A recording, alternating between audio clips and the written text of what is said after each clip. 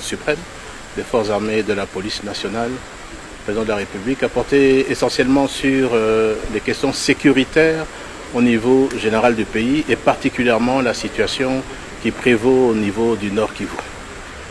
Là-dessus, un tour d'horizon a eu lieu sur des questions spécifiques militaires et opérationnelles qui se déroulent sur le théâtre des opérations au niveau de l'ensemble du Nord Kivu. Sur ce, le Conseil supérieur de la défense, après avoir entendu toutes les parties et tous les commandants qui sont autour de moi aujourd'hui, a pu d'abord lancer un message au niveau de la population que tout est mis en œuvre pour que la ville de Goma ne puisse pas tomber.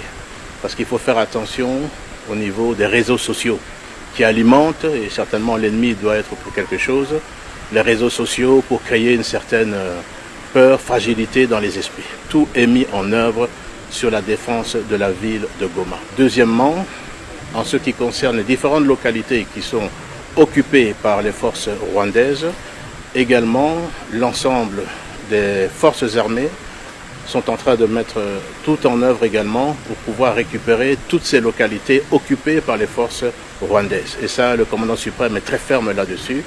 Il a demandé que l'ensemble des dispositifs puissent être pris à ce sujet. En ce qui concerne également la question des réseaux sociaux, comme je le disais, je demande à la population de vraiment faire très attention parce que nous voyons des militaires qui sont en train de s'exprimer, nous voyons des audios qui sont en train de circuler. Attention, attention, ce n'est pas la réalité. Les forces armées sont en train de faire un travail extraordinaire. Peut-être que nous ne le disons pas assez, mais vous devez savoir que l'ennemi subit d'énormes pertes également sur le territoire. Enfin, le Conseil supérieur de la défense a demandé au commandant suprême, au chef de l'État, de pouvoir lever le moratoire sur la peine capitale en ce qui concerne les questions de traîtrise au sein des forces de défense et de sécurité. Voici les questions principales qui ont été discutées au niveau de ce Conseil supérieur de la défense autour du chef de l'État, le commandant suprême des forces armées et de la police nationale.